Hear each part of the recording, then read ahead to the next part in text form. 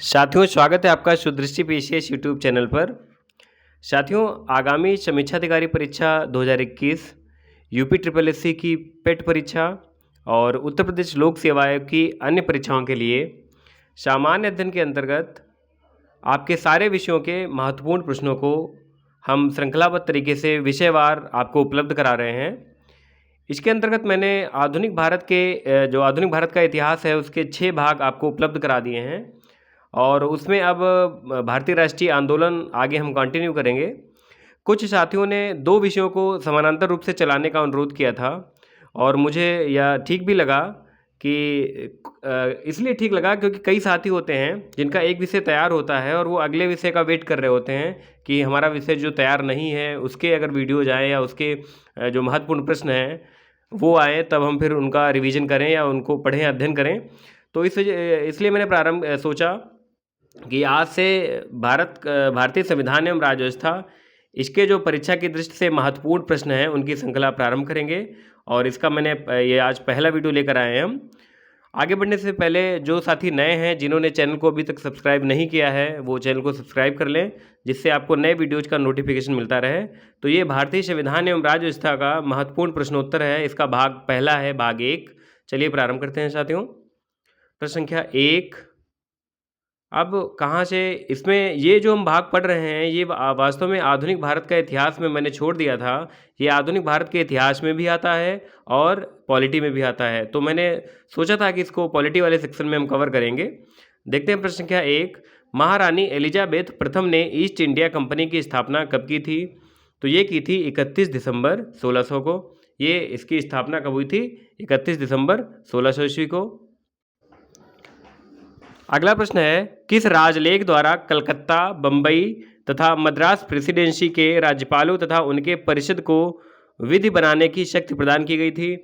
तो यहाँ पर ये क्या वास्तव में बहुत सारे राजलेख थे, बहुत सारे चार्टर एक्ट थे जिनके माध्यम से ईस्ट इंडिया कंपनी और बाद में फिर ब्रिटिश सरकार जो है वो भारत पर अपना नियंत्रण रखती थी, यहाँ के व्यापार को और जो राजनीतिक परिस्थितियाँ थीं उन पर कंट्रोल करती थी, उसमें कैसे बदलाव किया जाए। ये सब जो है रेगुलेटिंग एक्ट जो आया करते थे समय समय पर उसमें लिखा होता था।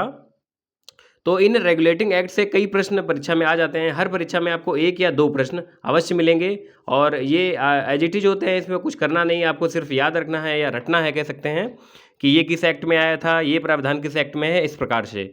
तो प्रश्न संख्या 2 हमारा जो था, किस राजलेख द्वारा कलकत्ता, बम्बई तथा मद्रास प्रेसिडेंसियों के राज्यपालों तथा उनके परिषद को विधि बनाने की शक्ति प्रदान की गई? तो ये प्रदान की गई थी 1726 के राजलेख के द्वारा।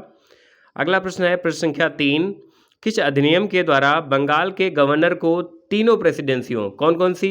कलकत्ता, बम्बई और मद्रास, इन तीनों प्रेसिडेंसियों का गवर्नर जनरल बना दिया गया? तो ये बनाया गया था 1773 रेगुलेटिंग एक्ट के द्वारा। अगला प्रश्न है प्रश्न संख्या 4। किस अधिनियम के द्वारा कोलकाता में या कलकत्ता में सर्वोच्च न्यायालय की स्थापना की गई थी? तो कलकत्ता में सर्वोच्च न्यायालय की स्थापना की गई थी 1773 रेगुलेटिंग एक्ट के द्वारा। और इसके बाद वाला जो प्रश्न है ये समीक्षा अधिकारी 2016 प्रारंभिक या मुख्य परीक्षा में आया था। 1774 ईस्वी में कोलकाता में स्थापित सर्वोच्च न्यायालय के मुख्य न्यायाधीश थे, तो इनका नाम क्या था? Sir Elijah Impey. ये जो है कलकत्ता में सर्वोच्च न्यायालय के मुख्य न्यायाधीश थे जो स्थापित हुआ था 1774 में। अगला प्रश्न संख्या 6। किस एक्ट के द्वारा कंपनी के कर्मचारियों को उपहार लेने पर प्रतिबंध लगा दिया गया? तो अब धीरे धीरे कंपनी ने क्या किया, अपने कर्मचारियों को रेगुलेट करना प्रारंभ किया, उनके क्रियाकलापों को अधिनियमित किया, उनको कंट्रोल किया। तो यहाँ पर सबसे पहला कार्य क्या किया, इनके उपहार लेने पर प्रतिबंध लगा दिया गया। ठीक है, उपहार लेने का अर्थ मतलब कुल मिला के था कि वो जो है एक घूस का तरीका भी हो सकता था, उपहार को मतलब घूस के तरीके से भी ले सकते थे, तो उस पर प्रतिबंध लगा दिया गया। और वो किसके द्वारा लगाया गया था? पिट्स इंडिया एक्ट 1784 यानी 1784 के द्वारा। आगे चलते हैं, अगला देखते हैं प्रश्न। किस अधिनियम के द्वारा गवर्नर जनरल को प्रधान सेनापति की शक्तियां प्रदान की गई थी? तो ये प्रदान की गई थी 1786 के द्वारा। और सर्वप्रथम ये शक्तियां किसको प्रदान की गई थी? दोनों शक्तियां थी उक्त, कौन कौन सी? गवर्नर जनरल भी और उसको प्रधान सेनापति भी था, बनाया गया था। और ये मिला था लॉर्ड कॉर्नवालिस को। किसको? लॉर्ड कॉर्नवालिस को। किस अधिनियम के तहत? 1786 अधिनियम के तहत। प्रश्न संख्या 8। किस अधिनियम के द्वारा नियंत्रक मंडल के सदस्यों को भारतीय राजस्व से वेतन देने की व्यवस्था की गई थी? तो जो नियंत्रण मंडल था उसके सदस्यों को भारतीय राजस्व से वेतन दिया जाना कब प्रारंभ किया गया था? ये प्रारंभ किया गया था चार्टर एक्ट 1793 के द्वारा, 1793 के द्वारा। और बाद में यह व्यवस्था समाप्त कर दी गई, यानी जो भारत सरकार जो नियंत्रण मंडल बाद में समाप्त कर दिया गया, उसके स्थान पर भारत सचिव और उसका परिषद बनाया गया। वो किस अधिनियम के तहत बनाया गया, आगे हम प्रश्न में देखेंगे। भारत सचिव और उसका अगला प्रश्न है, भारत सचिव और उसकी परिषद का वेतन भारतीय राजस्व से देने की व्यवस्था समाप्त की गई। तो प्रारंभ की गई थी 1793 एक्ट के द्वारा और समाप्त की गई 1919 में, यानी 1919 में। कुल 126 साल तक जो वेतन था वो भारतीय राजस्व से दिया गया। इस प्रकार याद कर रख सकते हैं आप इसको। अगला प्रश्न है प्रश्न संख्या 10, ईसाई मिशनरियों को भारत में धर्म प्रचार की अनुज्ञा किस राजलेख के द्वारा दी गई थी? तो ये दी गई थी राजलेख 1813 के द्वारा। और राजलेख 1813 के द्वारा दो अन्य चीज़ें भी हुई, दोनों बहुत महत्वपूर्ण हैं क्योंकि शिक्षा पर पहली बार खर्च करने का प्रावधान किया गया। कितना? 1 लाख रुपए। आगे प्रश्न में मैंने लिखा है। प्रश्न संख्या 11 देखते हैं, किस अधिनियम के द्वारा चाय के व्यापार व चीन के साथ व्यापार, यहाँ पर कई साथी चीनी के व्यापार लिख देते, वो नहीं है, चीन के साथ व्यापार है। चीन के साथ व्यापार को छोड़कर कंपनी के व्यापारिक एकाधिकार को समाप्त कर दिया गया। किस अधिनियम के द्वारा? राजलेख 1813 के द्वारा, जिसकी भी बात हम कर रहे थे। उसके द्वारा क्या किया गया? चाय का व्यापार व चीन के साथ व्यापार को छोड़कर कंपनी के व्यापारिक एकाधिकार को समाप्त कर दिया गया। अब धीरे धीरे देखिए शिकंजा कस रहा है। अभी आगे चलेंगे, हम पढ़ेंगे कि कंपनी के व्यापारिक एकाधिकार को पूर्णतः समाप्त कर दिया गया। अभी तो ये कंडीशन लगी है कि चाय के व्यापार और चीन के साथ व्यापार को छोड़ा गया है अभी। अगला प्रश्न है, भारतीयों की शिक्षा पर प्रतिवर्ष 1 लाख रुपए खर्च करने का उपबंध किस राजलेख के द्वारा किया गया? तो ये किया गया था 1813 ईस्वी के राजलेख के द्वारा।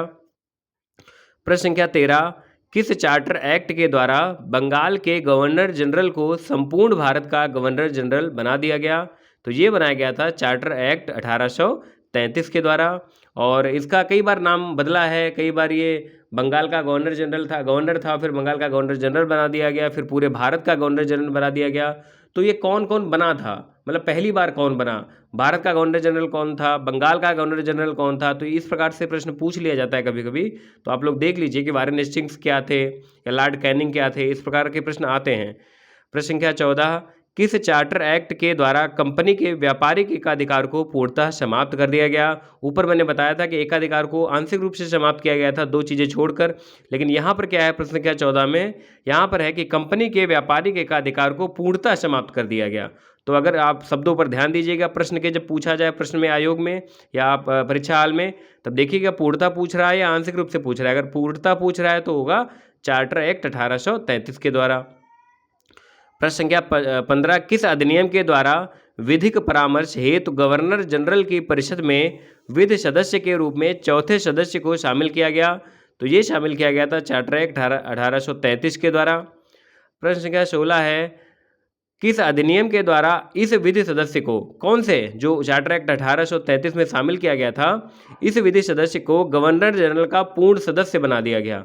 तो ये बनाया गया था 1853 ईस्वी के राजलेख द्वारा। आपको प्रश्न ये इधर उधर तितरे बितरे कहीं इधर उधर मिल सकते हैं, लेकिन मैंने इसको सब कहीं कई पुस्तकों से संकलित किया है और जो महत्वपूर्ण प्रश्न है वहीं यहाँ पर डाले हैं। इस प्रकार के कई सारे प्रश्न हैं और उसमें से बहुत सारे होते हैं जो महत्वपूर्ण नहीं होते हैं, लेकिन मैंने यहाँ पर सिर्फ महत्वपूर्ण प्रश्न ही डाले हैं। प्रश्न संख्या 17 क्या है, किस अधिनियम के द्वारा एक कानून बनाकर भारत का शासन कंपनी के हाथों से लेकर ब्रिटिश राज के अधीन कर दिया गया? तो ये किया गया था 1857 ईस्वी की क्रांति के बाद भारत सरकार अधिनियम 1858 बना हुआ था, उसके द्वारा। अगला प्रश्न क्या है, किस अधिनियम के द्वारा निदेशक मंडल और नियंत्रक मंडल को समाप्त कर उनके समस्त अधिकार भारत सचिव को प्रदान कर दिए गए? तो ये प्रदान किए गए थे भारत सरकार अधिनियम 1858 के द्वारा। अगला प्रश्न है, भारत सचिव की सहायता के लिए 15 सदस्यों की एक सभा भारत परिषद की स्थापना किस अधिनियम के अंतर्गत की गई थी? तो ये की गई थी भारत सरकार अधिनियम 1858 ईस्वी के अंतर्गत। और जो ये 15 सदस्यीय परिषद थी, भारत परिषद जिसका नाम था, इसमें प्रावधान था कि 8 सदस्यों की नियुक्ति जो है वो ब्रिटेन के क्राउन के द्वारा की जाएगी और 7 सदस्यों का चयन जो है वो कंपनी के डायरेक्टर करेंगे, ईस्ट इंडिया कंपनी के डायरेक्टर। तो इसमें यह भी प्रावधान था कि 15 सदस्यों का चयन किस प्रकार से होगा। अगला प्रश्न है, गवर्नर जनरल को संकटकालीन दशा में विधान परिषद की अनुमति किए बगैर अध्यादेश जारी करने का अधिकार प्रदान किया गया किस अधिनियम के तहत? तो ये प्रदान किया गया था भारतीय परिषद अधिनियम 1861 के तहत। अगला प्रश्न और महत्वपूर्ण प्रश्न है प्रश्न संख्या 21। किस अधिनियम की एक प्रमुख विशेषता निर्वाचन पद्धति का आरंभ किया जाना है? इसका सही उत्तर है भारतीय परिषद अधिनियम 1892 का। इसके बाद अगला प्रश्न है किस अधिनियम के द्वारा भारतीय सदस्यों को बजट पर बहस करने और प्रश्न पूछने का अधिकार प्रदान किया गया? तो ये प्रदान किया गया था भारतीय परिषद अधिनियम 1892 के द्वारा। अगला प्रश्न देखते हैं प्रश्न संख्या 23। भारतीय सदस्यों को पूर्व नहीं, यहाँ पर पूरक है, क्या है? पूरक प्रश्न पूछने का अधिकार कब दिया गया? तो भारतीय सदस्यों को पूरक प्रश्न पूछने का अधिकार दिया गया था 1909 में। अब आते हैं कुछ महत्वपूर्ण तथ्य। आप जितने हमने बता दिए 23, इसमें से एक या दो प्रश्न आपको आ सकते हैं। इसके बाद जो हैं वो अति महत्वपूर्ण हैं, इन पे आप स्टार लगा सकते हैं। इसके बाद के जो प्रश्न हैं ये आपको परीक्षा में ज़्यादा बार रिपीट हुए हैं। आप पूर्वावलोकन उठाएंगे जब तो देखेंगे कि ये बार बार रिपीट हुए हैं। प्रश्न संख्या 24 है मुसलमानों के लिए पृथक मताधिकार तथा पृथक निर्वाचन क्षेत्र की व्यवस्था किस अधिनियम के अंतर्गत की गई? तो ये की गई थी मार्ले मिंटो सुधार जो था, जिसका सही नाम क्या था? भारत परिषद अधिनियम 1909। इसके तहत क्या किया गया? मुसलमानों के लिए पृथक मताधिकार था, पृथक निर्वाचन क्षेत्र की व्यवस्था की गई। और बाद में जो अगला एक्ट आया था, अगला चार्टर एक्ट था 1919 वाला, इसमें इसको और एक्सटेंड किया गया था, आगे हमने प्रश्न में डाला है उसे। भारत परिषद अधिनियम 1909 के अंतर्गत भारत परिषद तथा वायसराय की कार्यकारिणी परिषद में शामिल 2 भारतीय सदस्य थे। कौन कौन से थे? केसी गुप्ता और सैयद हुसैन बिलग्रामी, ये 2 सदस्य थे जो भारत परिषद के कार्यकारिणी सदस्य में दोनों भारतीय थे, शामिल हुए थे। अगला प्रश्न है ब्रिटिश भारत में महिलाओं को सर्वप्रथम मताधिकार कब दिया गया था? तो मत करने का अधिकार भारत में सर्वप्रथम दिया गया था ब्रिटिश भारत में 1919 में। अब द्वैध शासन के जन्मदाता कौन थे? तो आपको पता होना चाहिए लियोनेल कार्टिस, ये द्वैध शासन के जन्मदाता थे। अब यहाँ पर 2-3 प्रश्न हैं, महत्वपूर्ण हैं, बताते हैं हम आपको। भारत सचिव के कार्यभार को कम करने के लिए हाई कमिश्नर किस अधिनियम के द्वारा नियुक्त किया गया था? तो ये नियुक्त किया गया था भारत सरकार अधिनियम 1919 के द्वारा। अब प्रश्न संख्या 29। किस अधिनियम के द्वारा सर्वप्रथम केंद्र में द्विसदनात्मक विधायिका स्थापित की गई? हम आपको बता दें ये यहाँ पर 4 प्रश्न हैं, ये अति महत्वपूर्ण हैं और इन 4 प्रश्नों में आपको आगामी परीक्षाओं में एक न एक प्रश्न एज इट इज रखा हुआ मिलेगा। ये 4 प्रश्न, 1 2 3 4, ये 4 प्रश्न। तो 29वां देखते हैं किस अधिनियम के द्वारा सर्वप्रथम केंद्र में द्विसदनात्मक विधायिका? द्विसदनात्मक विधायिका का अर्थ क्या था? द्विसदनात्मक विधायिका का अर्थ था केंद्रीय विधान परिषद का स्थान जो था वो राज्य परिषद तथा विधानसभा वाले, जब पहले केंद्रीय विधान परिषद जो था उसके स्थान पर क्या किया गया? राज्य परिषद यानी उच्च सदन और विधानसभा यानी निम्न सदन, ये जो है द्विसदनात्मक विधानमंडल ने इसका स्थान ले लिया। तो इसकी स्थापना किस अधिनियम के तहत हुई थी? भारत सरकार अधिनियम 1919 के तहत। अगला प्रश्न देखते हैं किस अधिनियम के द्वारा प्रांतों में द्वैध शासन की स्थापना की गई? ये 3 प्रश्न बहुत महत्वपूर्ण है, मैंने चारों बताए, चारों आप रट लीजिए बिल्कुल। प्रांतों में द्वैध शासन की अगर बात की जाए तो स्थापना हुई थी भारत सरकार अधिनियम 1919 के द्वारा।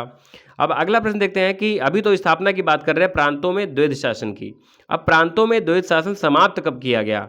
तो ये समाप्त किया गया भारत सरकार अधिनियम 1935 के द्वारा। और इधर प्रांतों में द्वैध शासन समाप्त किया गया और केंद्र में द्वैध शासन प्रारंभ कर दिया गया। देखिए 3 चीज़ें हैं, एक प्रांतों में द्वैध शासन कब प्रारंभ किया गया, दूसरा प्रांतों में द्वैध शासन कब समाप्त किया गया, और जब प्रांतों में समाप्त किया गया तब ही केंद्र में द्वैध शासन प्रारंभ कर दिया गया। तो केंद्र में द्वैध शासन कब प्रारंभ किया गया? भारत सरकार अधिनियम 1935 के द्वारा। अगला प्रश्न प्रश्न संख्या 33। किस अधिनियम ने भारत में एक लोक सेवा आयोग के गठन का प्रावधान किया? तो ये था भारत सरकार अधिनियम 1919 के द्वारा। कौन सा अधिनियम प्रस्तावना विहीन था? आप सबको पता होगा कि कौन सा अधिनियम प्रस्तावना विहीन था? भारत सरकार अधिनियम 1935, ये प्रस्तावना विहीन था।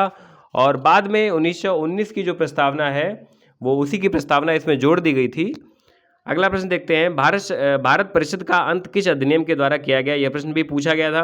भारत परिषद जो स्थापित हुई थी पहले, उसका अंत जो है भारत सरकार अधिनियम 1935 के द्वारा किया गया था। आप सब कमेंट बॉक्स में बताएं मैं कि भारत परिषद की स्थापना किस अधिनियम के तहत की गई थी।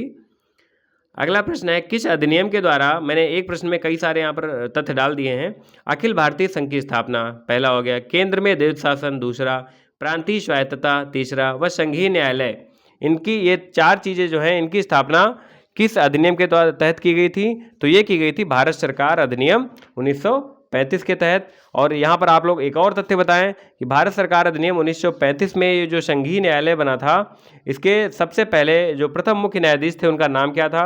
Sir Maurice Gwyer. क्या नाम था? Sir Maurice Gwyer. और इस संघीय न्यायालय में 2 भारतीय भी थे। इसमें एक का नाम था जस्टिस M.R. जैकब और दूसरे जो थे उनका नाम था जस्टिस M.S. सुल्तान।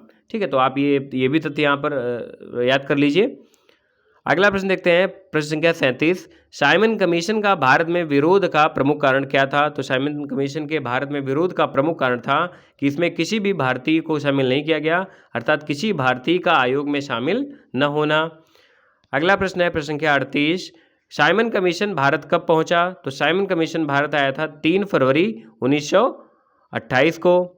इसके बाद प्रश्न संख्या 39 है, 10 सदस्यीय नेहरू समिति के अध्यक्ष कौन थे? तो यहाँ पर 2 प्रश्न हैं, नेहरू समिति के अध्यक्ष कौन थे और नेहरू समिति के सचिव कौन थे? तो अध्यक्ष थे मोतीलाल नेहरू। बहुत बार कंफ्यूज करने के लिए आ जाता है कि इसमें अध्यक्ष कौन थे या सचिव कौन थे, तो वहाँ पर आप गौर से अच्छे से देख लीजिए कि प्रश्न में अध्यक्ष पूछा जा रहा है या सचिव पूछा जा रहा है। तो इसके अध्यक्ष कौन थे? आपको बताया मैंने कि अध्यक्ष थे इसके मोतीलाल नेहरू और इसके सचिव कौन थे? जवाहरलाल नेहरू। इसके अलावा इसमें और भी कई सारे, मतलब ऊपर लिखा है कि 10 सदस्य, लेकिन 10 सदस्य कौन कौन थे ये भी प्रश्न में कभी कभी पूछ दिया जाता है, तो वो मैंने प्रश्न संख्या 41 में समाहित कर लिया है। देखते हैं इस पे प्रश्न संख्या 41 में क्या है। नेहरू समिति के अन्य सदस्य कौन कौन है? सबसे पहले सर अली इमाम जो थे मुस्लिम लीग से थे। अच्छा, इसमें कांग्रेस की तरफ से एक सुभाष चंद्र बोस भी थे, वो भी शामिल थे। सुभाष चंद्र बोस कांग्रेस की तरफ से शामिल थे। अच्छा, अन्य देखते हैं, सर अली इमाम ये मुस्लिम लीग से थे। शुआब कुरैशी ये भी मुस्लिम लीग से थे। M.S. अड़े हिंदू महासभा से थे। M.R. जयकर हिंदू महासभा से ये भी थे। G.R. प्रधान हरिजन थे, मतलब ये इनका हरिजनों का प्रतिनिधित्व कर रहे थे। सरदार मंगल सिंह ये सिख का प्रतिनिधित्व कर रहे थे। तेज बहादुर चपरू ये उदारवादी, ये प्रश्न महत्वपूर्ण है, उदारवादी, सिख, हरिजन और हिंदू महासभा, ये 3-4 जो हैं यहाँ पर नीचे के जो 4-5 लिखे हैं महत्वपूर्ण है। तेज बहादुर चपरू उदारवादी का प्रतिनिधित्व कर रहे थे, उदारवादियों का। और M.N. जोशी ये श्रमिक संघ का प्रतिनिधित्व कर रहे थे। ये भी बहुत महत्वपूर्ण है, ये प्रश्न आ चुका है एक बार परीक्षा में। तो ये इसमें कुल 41 प्रश्न मैंने समाहित किए। इसका पहला भाग आपको उपलब्ध करा दिया गया है, इसको कंटिन्यू करेंगे। साथ में आधुनिक भारत का इतिहास के आगे के पार्ट जो हैं वो भी आपको शीघ्र ही उपलब्ध कराएंगे। तब तक के लिए नमस्कार, धन्यवाद।